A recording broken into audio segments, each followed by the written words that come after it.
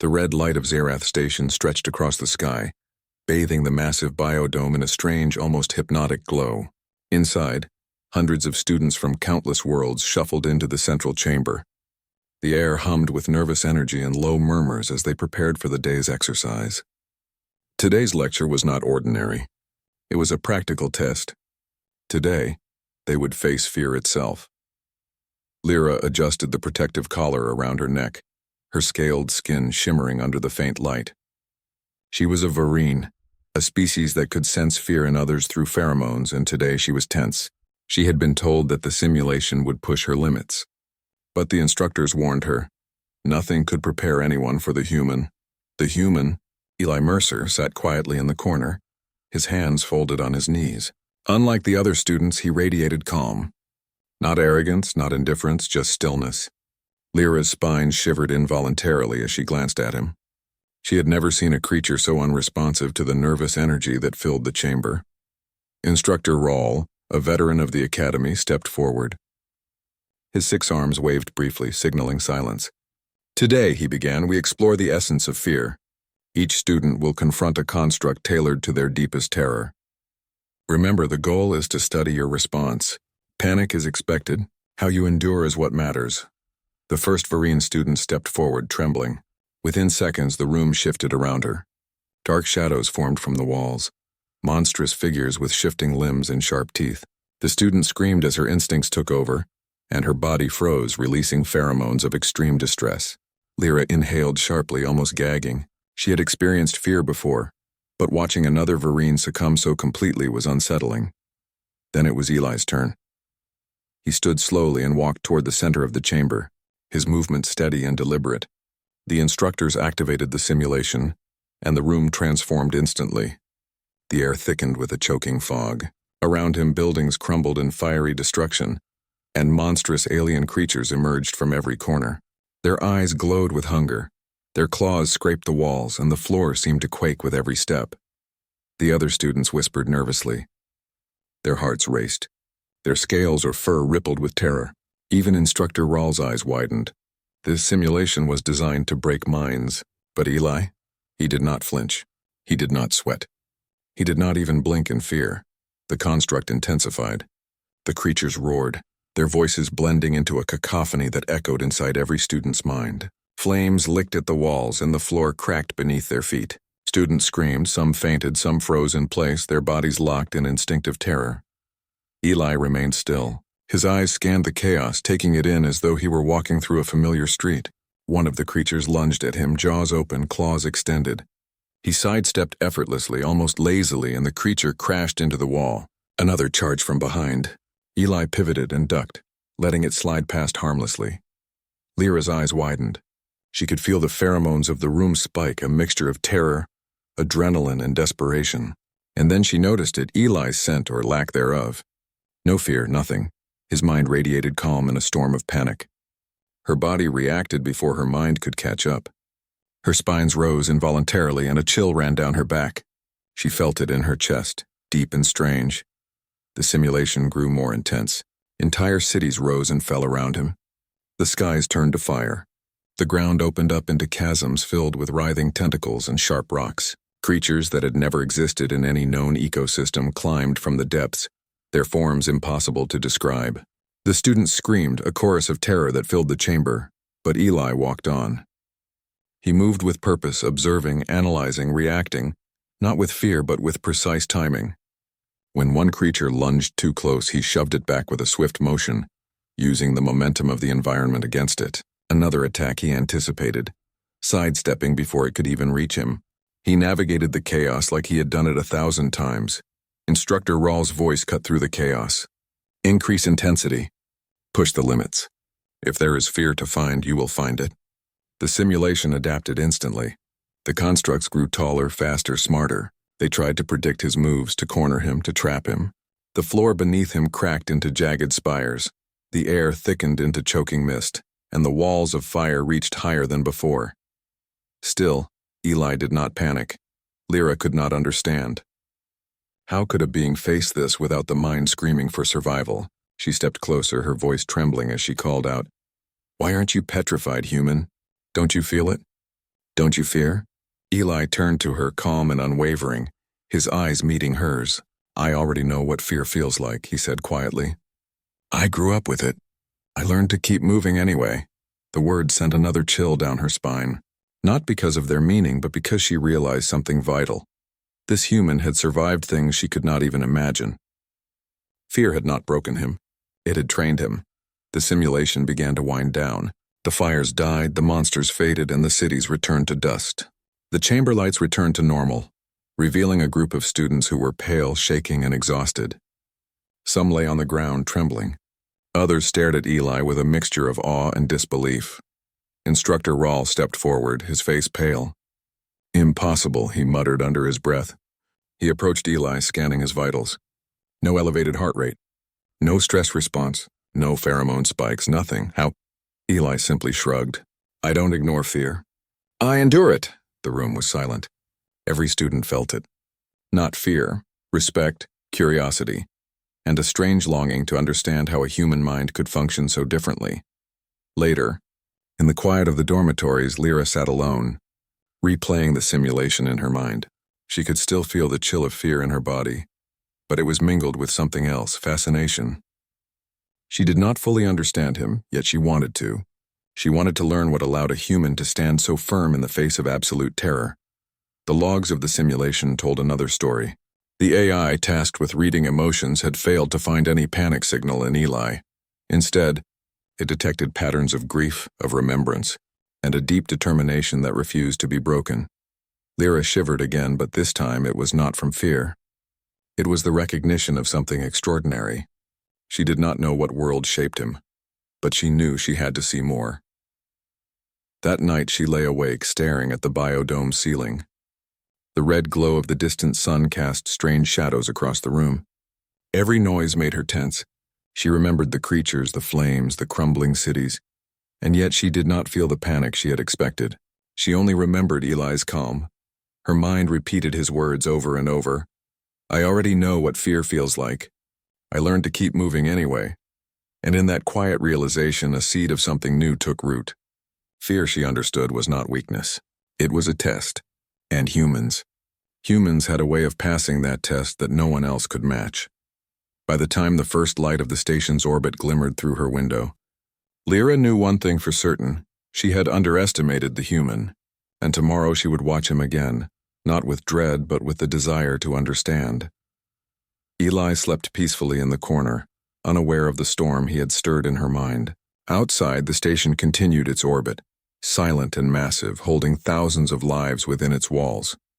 And somewhere inside, a human had reminded an entire academy that courage was more than absence of fear. It was endurance. The story of that day would ripple across the station. Students would whisper about the human who could stand in the face of impossible terror. Instructors would debate the implications for years. And Lyra, Vereen student with spine still tingling from the encounter, would carry the memory with her forever. For now, though, the chamber was silent. The fires were gone. The monsters had vanished. And one human slept calm as ever, unbroken, unafraid, and unforgettable. The station's alarms blared suddenly, slicing through the quiet of the dormitories. Lights flickered as the emergency sirens echoed down every corridor. Students tumbled out of their rooms, confusion and panic written on every face. Lyra's spines rose instantly, her heart hammering as she sprinted toward the central hall. The announcements crackled overhead in a cold, mechanical voice. Containment breach. Lower laboratory sectors compromised. Evacuate immediately. All personnel follow emergency protocols. Lyra froze for a moment, her body rigid. Memories of the simulation from the previous day surged into her mind. Fire, monsters, chaos. Panic crept up her throat like a rising tide, her instincts screaming to run. Around her, other students of the Vereen species began locking up, their bodies stiffening in instinctive terror. And then she saw him. Eli Mercer. He was already moving, stepping into the chaos with calm, deliberate strides. His eyes scanned the flickering corridors, analyzing exits, dangers, and the panic around him. Lyra felt a strange mix of awe and disbelief. She had seen him face fear in simulations, but this was real. Real fire alarms, real danger. Real creatures now loose in the lower laboratories. Follow me, he said simply, his voice carrying over the blaring sirens. He did not shout. He did not panic. He just walked. Lyra and the other students hesitated. Some of the Vereen could not move at all, their fear locking them in place. Eli turned back briefly, his eyes sharp and his expression calm but commanding. "Now," he said, and something in his tone sparked movement. Slowly, Lyra began to move, her legs stiff with tension, following him through the twisting corridors. The lower labs were worse than anyone had expected. Smoke billowed from broken vents, casting shadows that twisted across the walls. Sparks rained down from damaged wiring, and in the distance the nanofauna swarmed like living shadows. Their forms were strange and alien, glowing with energy, shifting and moving in ways that made the stomach churn. The creatures were fast, clever, and relentless. Panic spread like wildfire. Students screamed, darting in every direction. Some were trapped behind closed doors. Others froze, their bodies too paralyzed to respond. Lyra felt her own body tighten as she glanced at one of the creatures skittering across the floor toward them. Its many legs clicked against the metal, and its eyes glowed with intelligence. Eli moved calmly beside her, guiding her hand toward the nearest maintenance hatch. "This way," he said. He opened the panel, and a narrow ladder led down into a dimly lit shaft. The group followed one by one, shivering but moving under his direction.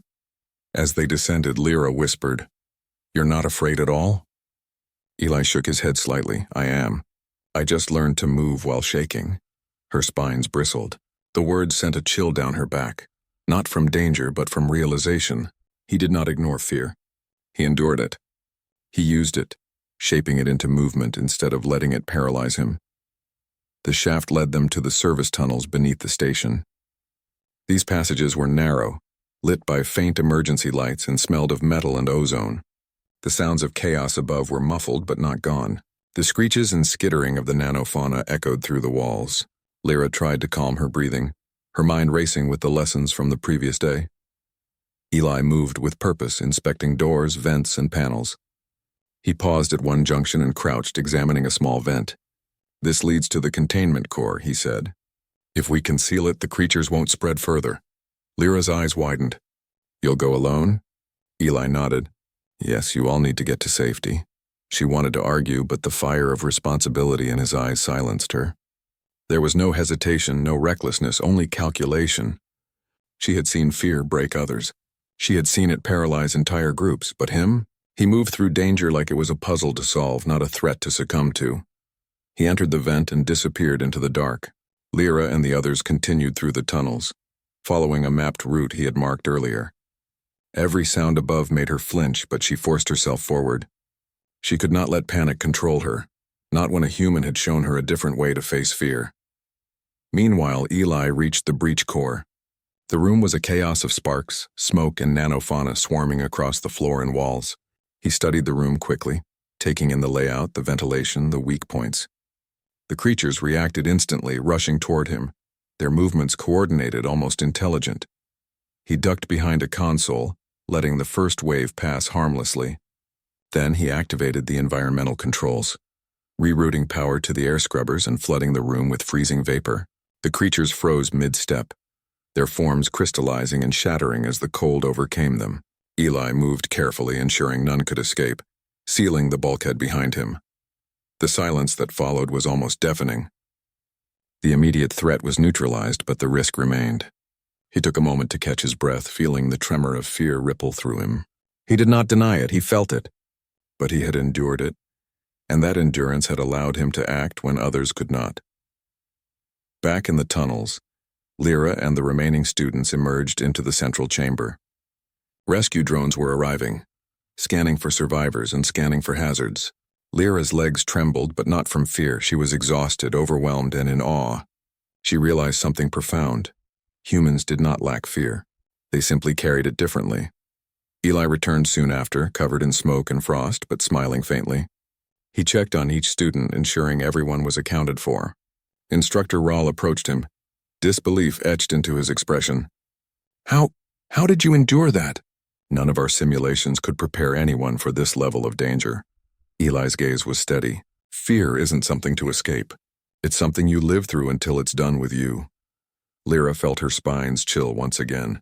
The words were simple yet heavy with meaning. She understood now what she had felt during the simulation. It was not that humans were fearless. It was that they could keep moving, keep thinking, keep surviving even when every instinct screamed to freeze. The station began returning to normal, but the event left an indelible mark. Lyra wrote notes and reflections, determined to understand more about humans, about courage, and about the strange way fear shaped them. She began a thesis she would dedicate to studying human resilience, quoting his words as the foundation.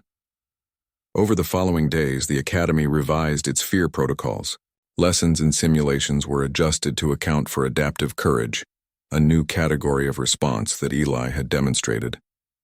Students practiced facing their fears with movement, endurance, and strategy, learning what a single human had shown them instinctively. Eli, as always, remained calm and modest. He did not boast. He walked the hallways quietly, helping where needed, teaching through example. Students watched him, inspired not by his lack of fear but by the way he endured it. Lyra found herself beside him one afternoon, watching a simulation as other students faced holographic predators.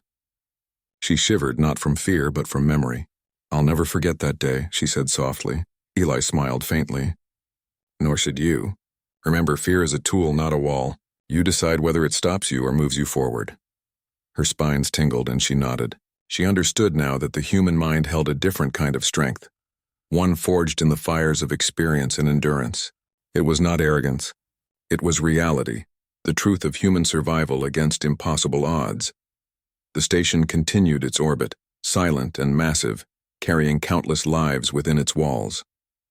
But inside, a small group of aliens had learned something new. Fear could be faced, endured, and even used. And one human had shown them the way.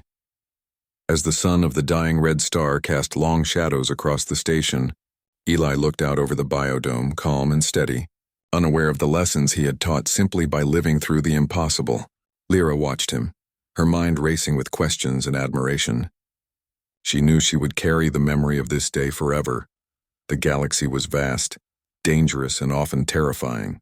But humans, she realized, had a way of facing it that no simulation could replicate, a way of standing tall when everything else would break. And now, thanks to one quiet human, she and countless others would never see fear the same way again. The story of Eli Mercer, the human who endured what others could not, would ripple through the academy for years to come. Every student, every instructor, every creature that studied the mind would remember him, not for the absence of fear, but for the presence of courage that refused to yield. And somewhere deep in the station, a human slept calm, unbroken, and utterly extraordinary.